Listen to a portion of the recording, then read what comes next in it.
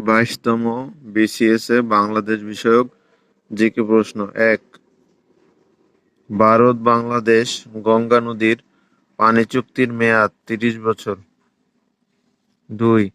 বাংলাদেশের সর্বাধিক বৈদেশিক মুদ্রা অর্জনের শিল্প তৈরি পোশাক।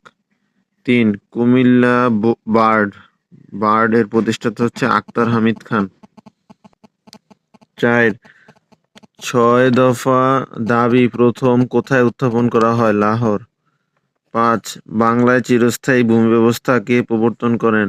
Lord Cornwallis. ৬. বাংলাদেশের সবচেয়ে উত্তরের জেলা কোনটি? পঞ্চগড়।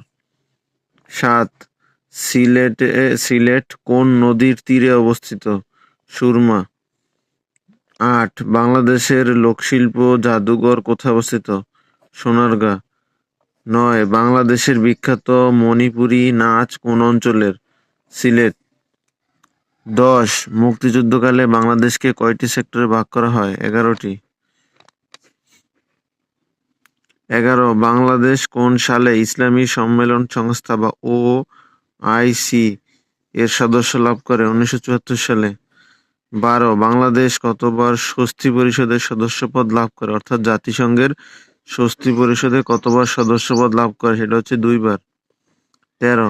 বাংলাদেশের সরকারি কর্ম কমিশন সংবিধানের কত অনুচ্ছেদ অনুযায়ী গঠিত? সেটা হচ্ছে ১৩৭। ১৪. জাতির জনক বঙ্গবন্ধু জাতিসংঘের কোথায় বাংলা ভাষায় বক্তৃতা প্রদান করেন? সাধারণ পরিষদে।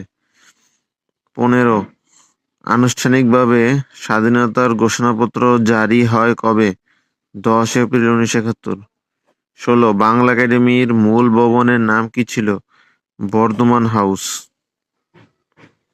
১৭. কোন আরব দেশ সর্বপ্রথম বাংলাদেশকে স্বীকৃতি প্রদান করে? ইরাক।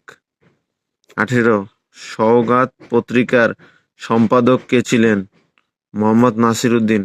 ১৯.